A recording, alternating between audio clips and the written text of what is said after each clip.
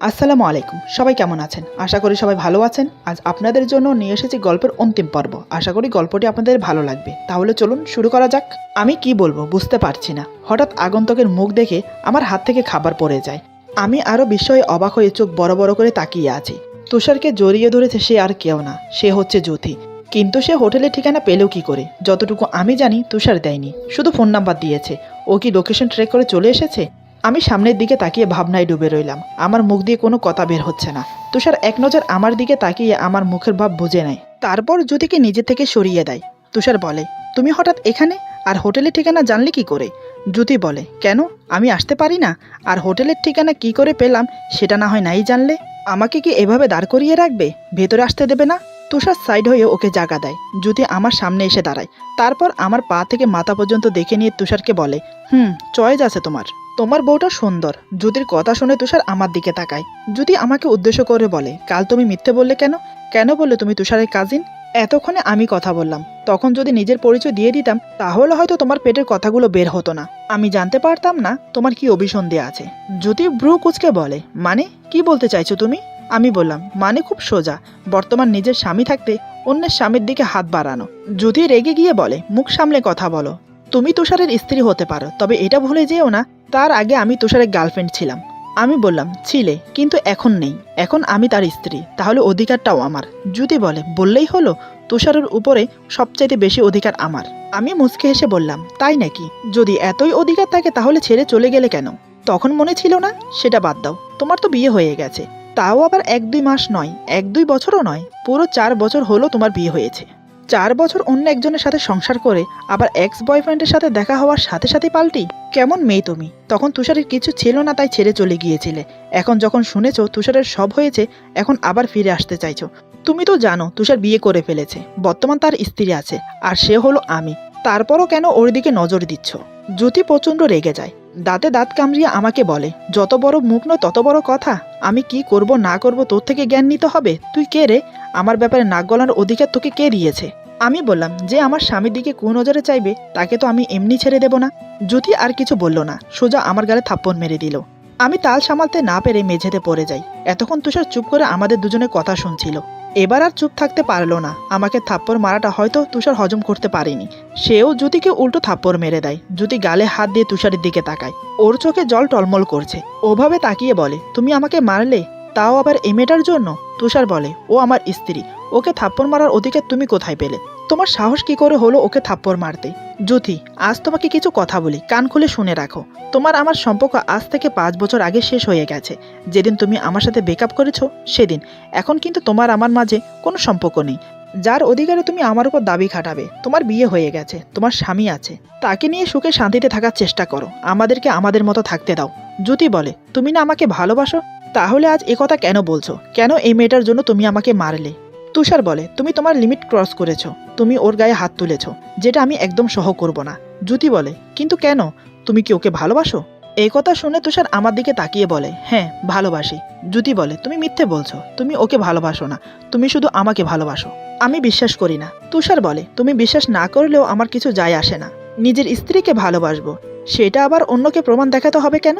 জ্যোতি বলে, তুমি যাই বলো না কেন আমি বিশ্বাস করতে পারছি না।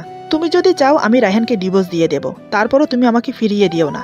তুষার বলে, তুমি তোমার হাজবেন্ডকে ডিভোর্স দিতে পারো, সেটা তোমার ব্যক্তিগত ব্যাপার, কিন্তু আমি তো আমার স্ত্রীকে ডিভোর্স দেব না। জ্যোতি বলে, কেন দিতে পারবে না? আমি যদি পারি তোমাকেও পারতে হবে। তুষার বলে, কারণ আমার স্ত্রী আমাকে ধোঁকা দিচ্ছে না, সে আমাকে অনেক ভালোবাসে। আর আমি তো বললাম আমি আমার স্ত্রীকে ভালোবাসি, ডিভোর্স হওয়ার তো কোনো প্রশ্নই আসছে না। আর তুমি যদি বিশ্বাস না করো তাহলে তোমাকে প্রমাণ দেখাচ্ছি, এই দেখো। এই বলে তুষার আমাকে মেঝে থেকে উঠিয়ে শক্ত করে বুকে জড়িয়ে নেয়। তারপর জ্যোতিকে উদ্দেশ্য করে বলে, আর চাই প্রমাণ? এই দেখো। এই বলে আমার মাথায় চুমো খায়। তারপর আমার কপালে চুমো দিয়ে আমাকে বলে, আই লাভ ইউ। এই বলে আবার শক্ত করে জড়িয়ে ধরে। জ্যোতি তুষারের কাণ্ড দেখে বোকা বনে গেল। সে যেন নিজের চোখকে বিশ্বাস করাতে পারছে না। তার চোখ দিয়ে টপ টপ করে জল পড়ছে। কথা বলার শক্তি হারিয়ে ফেলেছে। সে কিছু না বলে চোখের পানি মুছে নিয়ে বেরিয়ে যাচ্ছে। ঠিক তখনই তুষার বলে, আর কখনো আমাদের মাঝে দেয়াল হতে এসো না, তাহলে কিন্তু ভালো হবে না। লাস্টের কথাগুলো শুনে জ্যোতি থমকে দাঁড়ায়। তারপর পিছন ফিরে এক ঝলক আমাদেরকে দেখে চলে যায়। আমি তখনও তুষারের বুকে। তুষার আমাকে বুকের মাঝে জড়িয়ে রেখে দরজার দিকে তাকিয়ে বলে, বাসলাম বাবা, আপদ বিদায় হয়েছে, চলো আমরা নাস্তা করে নিই। এই বলে আমাকে ছেড়ে দিল। আমি সেখানে পাথরের মতো দাঁড়িয়ে রইলাম।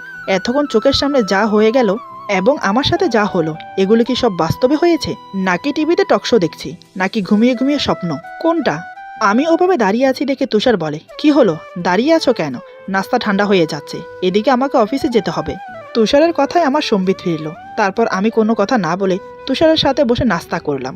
তুষার ঘন ঘন আমার গালের দিকে তাকাচ্ছে। হয়তো যদি থাপ্পড় মারার ফলে গালে 5 আঙুলের দাগ বসে গেছে। সেদিকে আমার কোনো হোশ নেই। আমি শুধু এতক্ষণ যা হয়ে গেল তা নিয়ে ভাবছি। তুষার বলে, থাপ্পড়টা খুব জোরে লেগেছে তাই না? গালে দাগ বসে গেছে। আমাকে ক্ষমা করো, আমার জন্য তোমাকে থাপ্পড় খেতে হলো। আমি বললাম, তোমাকে ক্ষমা চাইতে হবে না। তুমি আজ আমার জন্য জ্যোতিকে থাপ্পড় মারলে, ওর সামনে মাথা উঁচু করে দাঁড়াবার মতো সম্মান দিলে। এর চেয়ে বেশি আর কি চাই বলো? তুষার বলে, কতটুকু তোমাকে সম্মান দিতে পেরেছে আমি জানি না, তবে সামনে কখনো তোমাকে ছোট হতে দেব না কারো কাছে, এটা তোমার কাছে প্রমিস করলাম। আমি বললাম, তোমাকে অসংখ্য ধন্যবাদ। তুষার বলে, এখানে ধন্যবাদের কি আছে? আমি আজ যা করেছি সবই সত্যি। আমি বললাম, আমাকে ভালোবাসো, সেটাও কি সত্যি? তুষার বলে, জানি না। আমি বললাম, ওর সামনে আমাকে জড়িয়ে ধরলে, তাহলে এটা কি মনে করব? তুষার বলে, তুমি যেটা ভেবে খুশি থাকবে সেটাই ভাবো। এরপর আর কোনো কথা থাকে না। আমি চুপ করে নাস্তা করে নিলাম। নাস্তা করার পর তুষার বেরিয়ে গেল অফিসের উদ্দেশ্যে। রাত্রে আসার পর আমাদের জন্য যে বাসা ভাড়া করা হয়েছে সেখানে চলে গেলাম। আগে থেকে সব রেডি করা ছিল, তাই আমাদের কোনো সমস্যা হলো না। আমরা রাতে গিয়ে শুধু নিজেদের জিনিসপত্রগুলো সাজিয়ে রাখলাম। ঘর সাজানোর সময় তুষার আমাকে হেল্প করছে। তুষার এখন আমার সাথে এমনভাবে কথা বলছে মনে হচ্ছে আমাদের মাঝে কোনো দূরত্ব নেই। তাহলে কি তুষার আমাকে মেনে নিয়েছে? আমাদের জন্য যে বাসা ভাড়া করা হয়েছে সেখানে একটা বেডরুম, একটা হলরুম, একটা কিচেন আর একটা ওয়াশরুম। মোটামুটি বেশ ভালো, পরিষ্কার পরিচ্ছন্ন। হলরুমে 2 সাইডে 2টো সোফা রাখা আছে। সামনে ডিজাইন করা ইয়া বড় টি টেবিল, দুপাশে কভার করে যায়। ডান পাশের কর্নারে একটা ছোট র্যাক আছে, সেখানে ছোট বড় মাটির পুতুল দিয়ে সাজানো। বাম পাশে বড় একটা টিভি। 3 পাশের দেয়ালে বড় বড় পেন্টিং লাগানো। মোটামুটি একটা সৌন্দর্য ফুটে উঠেছে হলরুমে। আর বেডরুমে একটা বড় খাট, 2 সাইডে 2টো টি টেবিল, একটার উপরে একটা ল্যাম্প বসানো আছে, আর অপরটাতে অনেক বড় একটা ফুলদানি। তার ভেতরে নানান রকমের প্লাস্টিকের ফুল দেওয়া আছে। দেখলে মনে হবে না প্লাস্টিকের, মনে হবে যেন রিয়েল। খাটের ডান পাশে একটা বড় কাঠের আলমারি আছে, অপর পাশে একটা ড্রেসিং টেবিল। বেডরুমটাও খুব সুন্দর করে সাজানো। রান্নাঘরে রান্না করার মতো সব জিনিসপত্র আছে। মোট কথা আমাদের থেকে কোনো কিছু কিনতে হবে না। এই বাড়ির ভাড়াও দিতে হবে না, কারণ এই বাড়িটা ম্যানেজারের এক আত্মীয়র বাড়ি। তারা সবাই বাইরে থাকে, বাড়িটা উনি দেখাশোনা করে। তুষারের সাথে ভালো পরিচয়, তাই উনি এই বাড়িতে থাকতে অনুমতি দিলেন। তাই আমরা এখানেই চলে এলাম। হাতের কাজ শেষ করে তুষার ক্লান্ত হয়ে বসে থাকে খাটের কোনায়। আমি তাকে ঠান্ডা 1 গ্লাস পানি এগিয়ে দিলাম। সে পানিটা খেয়ে নিল। রাতের খাবার আমরা আসার সময় নিয়ে এসেছিলাম, সেটা খেয়ে নিলাম দুজন মিলে। এখন ঘুমোনোর পালা। আমি বললাম, এখানেও তো খাট একটা, দুজন কিভাবে ঘুমোবো? আচ্ছা তুমি চিন্তা করো না, আমি বরং নিচে ঘুমাই। তুষার বলে, এখানে বেশ ঠান্ডা পড়ছে, নিচে ঘুমোলে ঠান্ডা লেগে যাবে, তার চেয়ে বরং তুমি খাটে ঘুমাও। আমি বললাম, কিন্তু তুমি কোথায় ঘুমাবে? তুষার বলে, কোথায় আবার, খাটে। আমিও সুযোগের সদ্ব্যবহার করতে ছাড়লাম না। আমি বললাম, না, আমি তোমার সাথে খাটে ঘুমাবো না। তুষার আমার দিকে তাকিয়ে বলে, কেন, কি হয়েছে? এই 2 দিন তো দিব্যি ছিলে, কোনো সমস্যা হয়নি, নিজের ইচ্ছেতে ছিলে, আজ হঠাৎ কি হলো? আমি বললাম, কি আর হবে, তুমি তো জানো রাতে তোমার পাশে ঘুমোলে তুমি জুতি মনে করে আমাকে জড়িয়ে ধরো, আবার যদি সেরকম কিছু করো। তুষার বলে, যাকে আজ নিজের জীবন থেকে একেবারে তাড়িয়ে দিয়েছি তার কথা মুখে না আনলে নয়।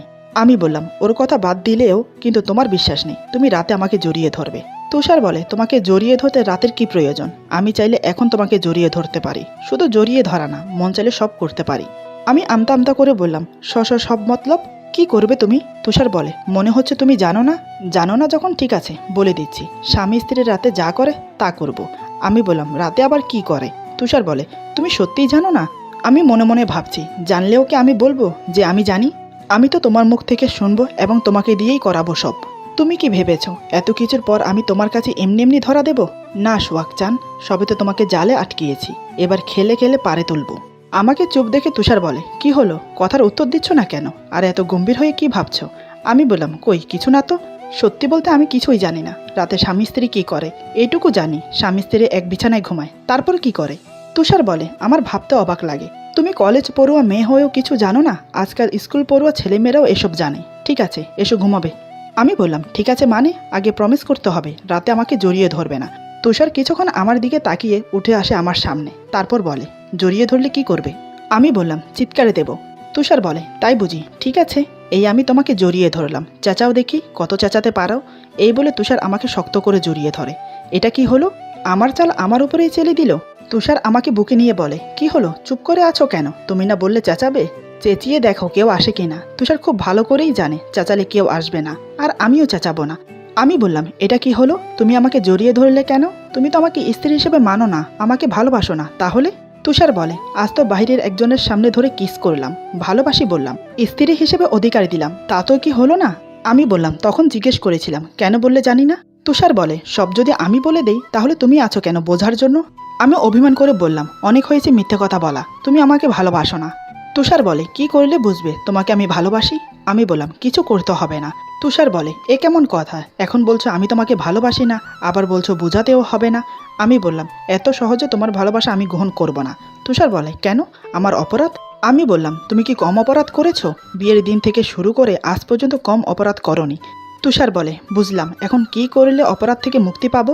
আমি বললাম, আমি কি করে বলবো, আমি জানি না। তুষার বলে, তুমি যখন জানো না তাহলে আমি যা করব তা তোমাকে মেনে নিতে হবে। কি রাজি তো? মনে মনে ভাবছি, এ কেমন মানুষ রে বাবা, একদিনের মাঝেই এত পরিবর্তন। সে কি সত্যি পরিবর্তন হয়েছে, না আমার সাথে মজা করছে? এত সহজে আমাকে ভালোবেসে ফেলা, আমাকে মেনে নেওয়া, আমাকে স্ত্রীর অধিকার দেওয়া একটু অবাক হওয়ার বিষয় না? কাল যে মানুষ পুরনো প্রেমিকাকে দেখে তার প্রতি আকৃষ্ট হয়ে পড়েছে, তার প্রতি দুর্বল হয়ে পড়েছে, সে আজকের মধ্যে তাকে জীবন থেকে ধাক্কা মেরে বের করে আমাকে আপন করে নিচ্ছে। ব্যাপারটা কেমন জানি সন্দেহজনক। এ কি সত্যি আমাকে নিজের করে পেতে চাইছে, নাকি আবার দুর্বলতা নিয়ে আমার সাথে মজা করছে? কি জানি বাবা, কিছুই বুঝতে পারছি না, আমার মাথায় কিছু আসছে না। আমাকে নিশ্চুপ দেখে তুষার বলে, কি ব্যাপার, এত গভীরভাবে কি ভাবছো? বলো, আমার কথাতে রাজি? আমি সম্বিত ফিরে পেয়ে বললাম, হ্যাঁ, কিছু না কিছু না।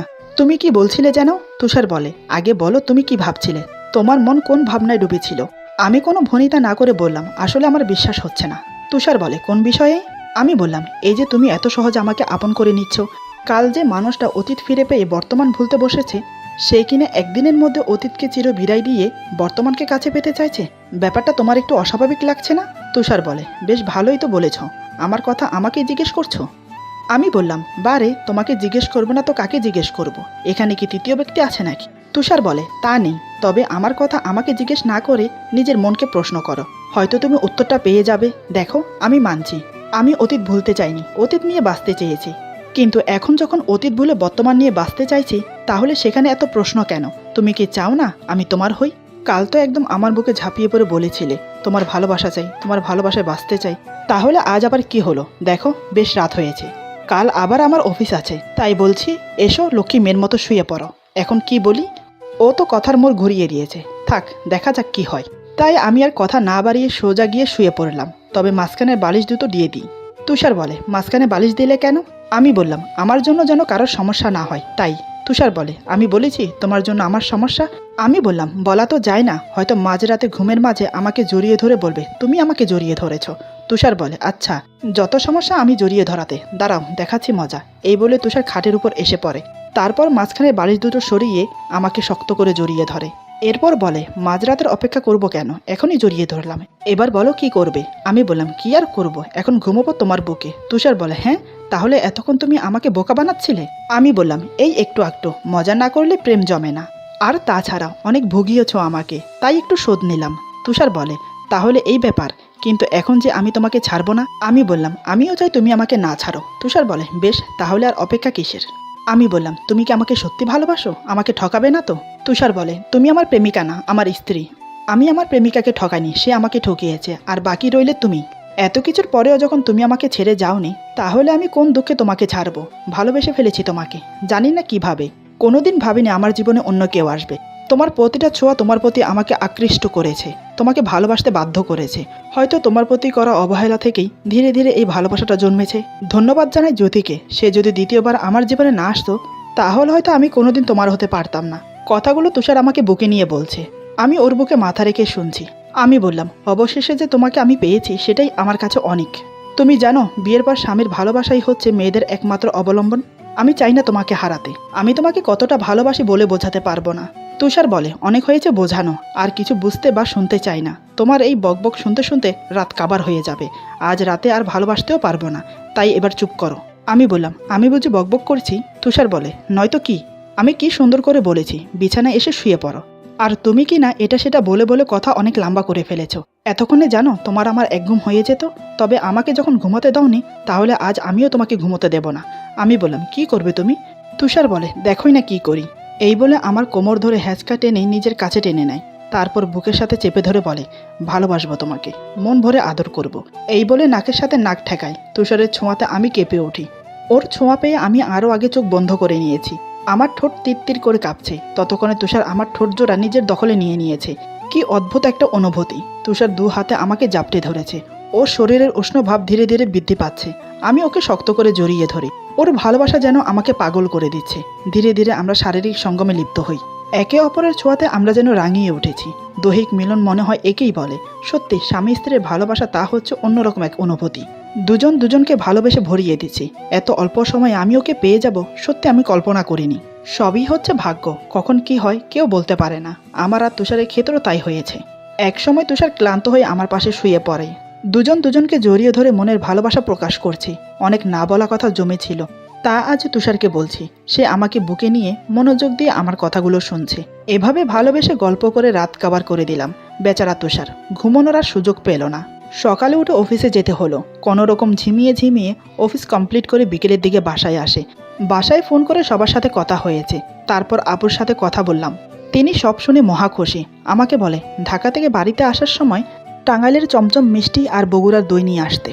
এগুলো নাকি আপুর অনেক প্রিয়। তারপর থেকে শুরু হলো সুখের দাম্পত্য জীবন আমাদের। বেশ ভালোই দিন যেতে থাকে। আজকের গল্প এখানে সমাপ্ত। আশা করি গল্পটি আপনাদের ভালো লাগবে। যদি ভালো লাগে তাহলে লাইক, কমেন্ট এবং সাবস্ক্রাইব করে আমাদের পাশে থাকুন। সবাই বেল আইকনে প্রেস করে দিবেন, তাহলে আমাদের নিত্য নতুন ভিডিও আপনাদের কাছে পৌঁছে যাবে। সবাই ভালো থাকবেন, সুস্থ থাকবেন আর বন্ধুদের সাথে বেশি বেশি করে শেয়ার করবেন। আল্লাহ হাফেজ।